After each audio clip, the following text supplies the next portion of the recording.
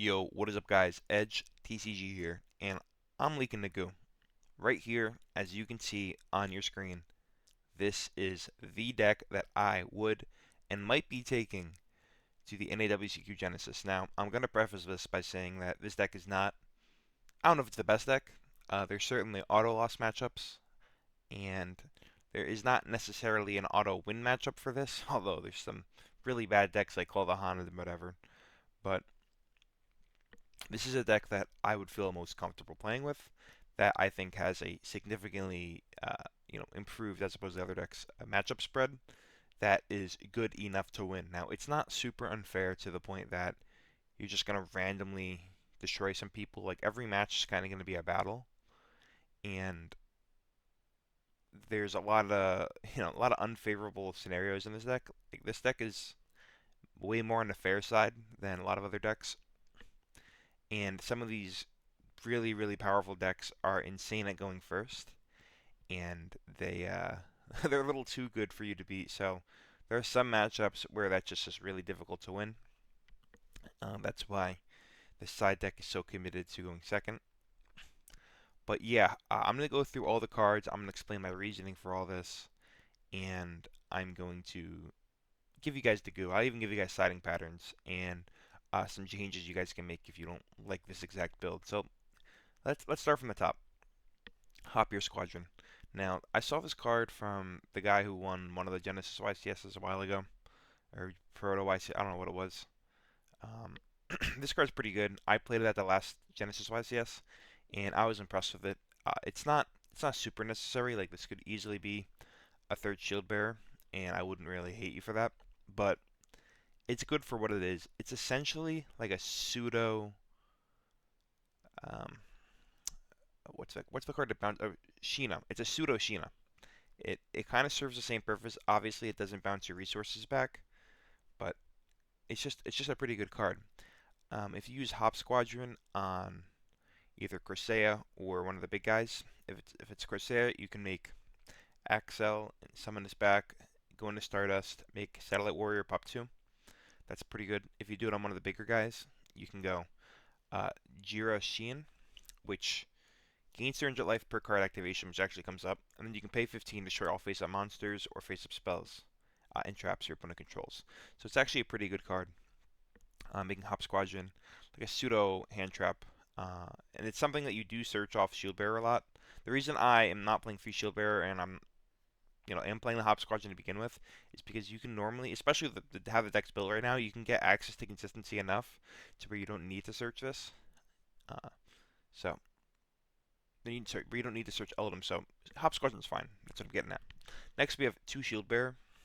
Yeah, nothing really much to say. Decks consist of enough. Two Eldom. You can definitely an argument for three, but two is fine.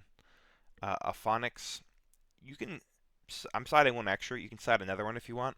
This card's really oppressive if they're playing a lot of quick plays. Like if you're playing a mirror match and you can just plop it down for free, it's really good. So this card's actually broken. Also, one thing that's really good about the Radiant Typhoon deck, and a lot of other decks that I'm a fan of in this format, is that they're kind of do-everything decks. So the fact that this allows you to shuffle two cards in the field is what enables this deck to be a do-everything deck, and it can pretty much clear any problem card on the board. So without this card, this deck would kind of be worthless in Genesis, in my opinion. But definitely a really strong card. If they do happen to get rid of it, it's not a huge deal, but it does significantly hinder your ceiling of each turn. So it's really good card. You can even side more if you want. Cut down some other random cards in the side deck and play more. Next we have three Corsair. It's the best card in the deck. Next we have three Magala. Now this might seem a bit strange, but I want to be playing every single game of this deck. And I noticed a little bit of a shift toward more hand traps in the format. And with more hand traps, you kind of need more stuff to bait, or more like pushes in a way. And this is another push. It's also just a really good card. Like you kind of want to have this every time. One thing I learned when I was playing the deck previously is that I initially was going for the trap every time and using MSTs as negates, but I quickly realized that was the incorrect approach to playing this deck. You actually just want to summon Magala and then activate your guy, get Ruru and Phonix on board, and then maybe have like a single mandate negate if you can. but having a mandate negate with two MSTs is worse than having a Megala Phonics Varun. Especially since if Megala sticks, then it's guaranteed follow-up. So it's definitely really, really, really strong. Also, doing this allows you to get into the generator package, which I think Connor Wesley, beat me with, and I realized how powerful it was. So yeah, playing 3 Megala allows you to do that easier. Next we have 3 Swen, standard, and a Varun. Next card is Book of Eclipse. Now, for a long time I was playing 3 Book of Eclipse, and then not playing the DD Crow or Shadows package, and that's completely fine to do. There's some serious arguments to cut the DD Crow, cut a Chalice, and play a 3rd Book of Eclipse, or maybe just don't even play this. There's a couple things you can do. How it is situated right now, I'm not opposed to it. Like I think we have enough Go second board breaker cards that 2 is fine. So no really complaints here. Next we have Final Bringer of End Times. Now my last deck I was playing Final Bringer of End Times and Offerings to the Doomed. And Offerings to the Doomed is a nice card. Like if you want something else to add to this deck, Offerings to the Doomed could do that. But I feel like Parabear Scare filled that slot, and Final Bringer of End Times is just a better card. Often with this deck, because you don't have links, you literally clog your monster zones, and you actually need Final Bringer of End Times to pop your own cards to then get more room to summon more cards. This comes up where if you need to summon for follow up, you can like wait till they have a back row and then pop your own Corsair and their card, and then Megala summon something. Or maybe not off of this card, right? Because this isn't the Radiant Typhoon, but it allows for Megala to later on summon something. Also, another interaction is that Corsair can just not be destroyed by anything. So if you want to pop one of your cards and their cards without destroying anything of yours, you can essentially target Corsair for free because it says target destroy them. He doesn't have to destroy both. So there's a couple of neat interactions there, but this card's really good. Normally you want to start it out going second, unless they're playing a lot of target negates. This is primarily a really good go first card and a decent go second card because it can, again, play around like target negates. But if they're not playing a deck that has a lot of target negates, it's not a great card going second. Next we have Forbidden Chalice. I don't know why they made this 1 point. Playing 3 net. MSD, obvious. Parabear Scare. Now this is a weird card. I think someone called it the Prisoner's Dilemma. I think that's the word. Where this card's really bad if everyone plays it, but if no one plays it, it's broken. And I think a lot of people will be playing it. But in our deck specifically, right, this deck right here, it's fine to play. Like you have an in-engine discard outlet for quick plays that you can search pretty much whenever. So it's fine. So a lot of people don't play it, so this card's actually just really good. And you actually just have to play 2. If you're playing 1, you're gonna have to play 2 because well, actually it's not true, but that's my theory because you want to not be screwed over by this card if your opponent activates it. There is theory to play 1 if you're playing a deck that doesn't think there's gonna be another turn. And this is kind of a grindy deck, so it takes multiple turns, so 2 per Berserker makes sense. But there are some decks that exist that play 1 of this just as a one-off board breaker card, and then they try to OTK you. So that's something else you guys can consider. Next 3 Ascendants, good follow-up, good card. You really just want cards that search MSD because you're also maxing out a Megala, so you want cards like Radiant Typhoon cards that do things because they're good and they help you start and they extend your plays and whatnot. 3 Chant, there is some discussion about playing 3 Vision over 3 Chant, but I'm going to shut those ideas right down because there's not really any non-engine I want to draw on my deck. I want my engine to play for itself. There are some decks that you draw into non-engine, and while there is, I guess like 10 non-engine in this deck's primarily an engine deck, and the reason you're playing such a strong engine deck is because the engine's so like versatile at dealing with things. So I'd rather just see my cards that I want to see every time, and 3 Chant does that. 3 Manifestation. You can use this to send Varun to help break boards, add MSD, like, it's just a fine card. Vision's a mandate. One thing that's, maybe some people will disagree with me on this, that I think is correct in Gensys, is that you want to side out mandate going second a lot of times. Now, if you know it's going to be like a grindy matchup, obviously you can leave it in. But some of these decks, like, for example, Red Dragon Archfiend, that's not a deck that post turn 1 like after you try to break their board, like you want turn 3 for them or whatever, is Mandate going to be that relevant? So it's just a card outside out and depending on a matchup, which is completely different to how it's played in TCG. And the reason, or in Advanced, and the reason in Advanced that you would never side this out is because the link has infinite access to it. You can add it back from grave, field, whatever, and it's really easy to get to the link. But in this deck, you literally have to give up either another interruption or a search or something to get to this card, and in that case, it just becomes a brick going second post side most of the time. Next, we have 3 DD Crow. The reason I want to play DD Crow right now, especially committing points to the side deck, which is normally not recommended, is that there are some FTKs running around, and DD Crow normally can stop it. I mean, they're not real FTKs, but they're like pseudo FTKs in a sense, right? Also, DD Crow is just like a decent enough hand trap against a lot of these like weird decks, so I think it's just a fine card to play. A lot of people wouldn't expect it either, so they're not going to play around it. Next, we have 3 Fallen of Albaz and an Alba in an extra deck.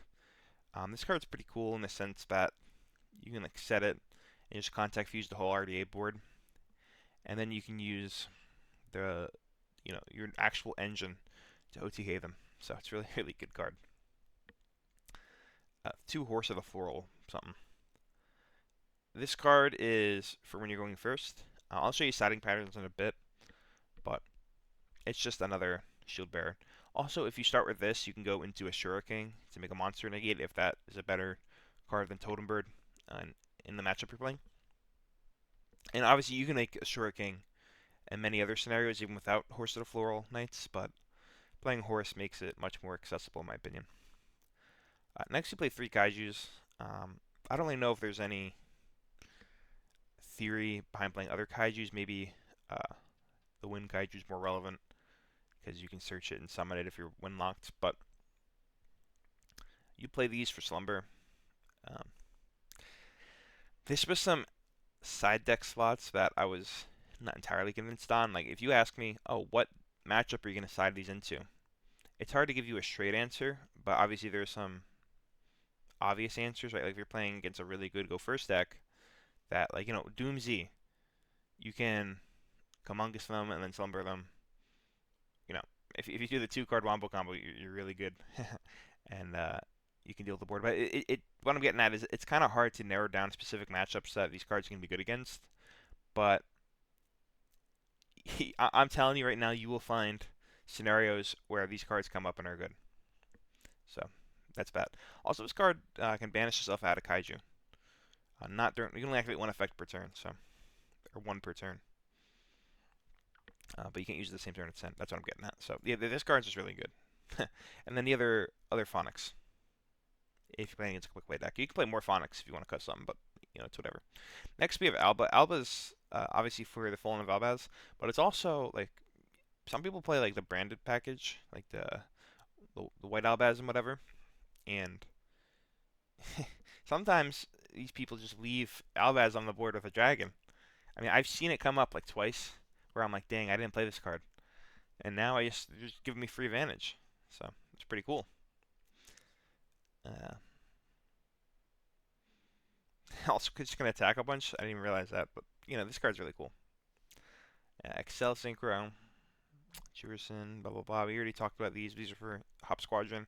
Now you might be thinking like this is a kind of a big commitment to the extra deck, like 4 cards for 1, but the extra deck's not really that tight. So yeah, Shuriken, pretty cool card. It negates monster effects, obviously. Also, it can attack up to the number of materials it has, which is also especially relevant because if you normal like Floral, if you don't summon something like this, normally you're going to have a ranked 3 or a level 3 that just sits there and clogs up the board, which, as we discussed with Final Bringer, is kind of a problem sometimes. So using 3 materials is pretty nice. It can also attack 3 times and gains 200 per attack, so it goes up the attack stats pretty quick.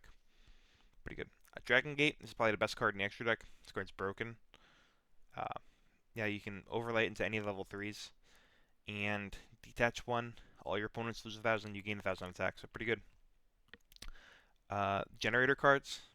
Shout out CW. You just pretty much overlay 2 of these into you overlay into one of them. Let me see which one. Yeah, you overlay 2 level 9, so your 2 Varun and Phonics into this. and then you contribute this card, special summon one non-fairy generator from your extra deck. Then you can attach cards from the field and or graveyard to the special summon monster up to the number of materials this card had. So you're pretty much getting a non-targeting 2 take into this. And this card is just added consistency. It's a really nice package. So definitely abuse that. It also is super important. Gets these guys engraved, which these never want to be XYZ material. They always want to be engraved so you can MST and summon them back. Pretty good. Next we have Legionnaire, the Sea Dragon. I mean, it can come up sometimes. It came up once where like you banish this to grab this, then like the following turn you can summon it back, and it can banish itself from field to add again. I mean, I don't know how often that's going to come up, but it could come up. It also comes up if you get like shifted and you want to summon back one of the guys that were banished, so that's pretty good.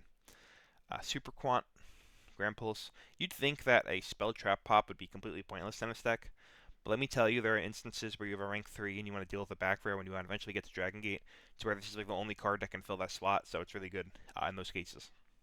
And ultimately, most of your level 3s are just bait to get into Dragon Gate, as that card's broken. Next we have Break Sword.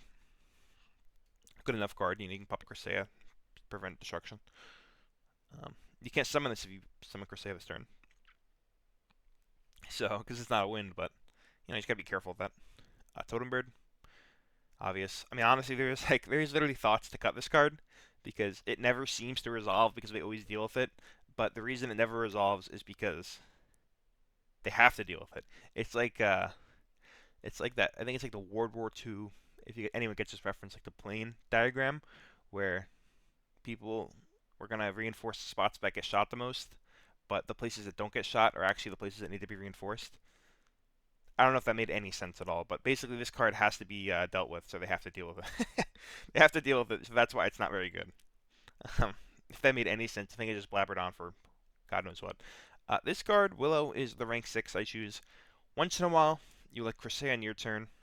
You can like have another Crusade in hand, summon it on their turn, and then on your turn, now you have 2 Crusadas on board, and again, you don't want to have that many monster zones filled.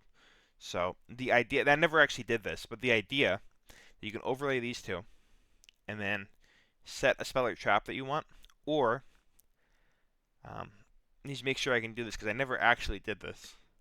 Yeah, you can detach 2 for cost. You can target one, detach 1 or 2, and then target your own detached Crusea off the effect, and then special summon it in face up or defense. So then you can use Crusea again. That's the idea. Again, it's never happened. I don't know if it ever will happen, but I might as well have the card in the extra deck for that situation. So it essentially lets you resolve a Crusea again without searching it. And again, that situation is only if you Crusade on your turn, then they play, you Crusade from their hand on their turn, and then it's back to your turn, and then you're not win locked. So that's when you can do it. Then we have Armor Torpedo. It literally just says draw a card, which actually comes up an absurd amount. Like, I cannot tell you the amount of games where you're in like top deck mode after they negate like your Swen or Eldum, and you just have those 2 bodies up. You go overlay, draw a card. Hopefully it's a starter. The best situation is it's a Crusade that you contribute someone to start playing, and then you obviously make the Armor Torpedo into the Dragon Gate. So that is the deck. I can quickly go over some siding patterns. So if you are going first, you can put in the 2 Floral Knight, and then depending on the matchup, if Book of Eclipse is bad, you can take that out. If Scarebear Pair is bad, you can take that out. There's a couple things you can take out. But yeah, you just want more starters going first. If you're going second against like RDA, it depends how you're feeling with the deck, but normally it's Albazin,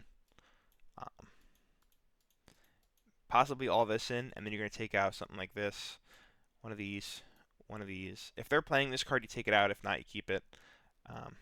This, take out this. You really just want to cut down on consistency, so that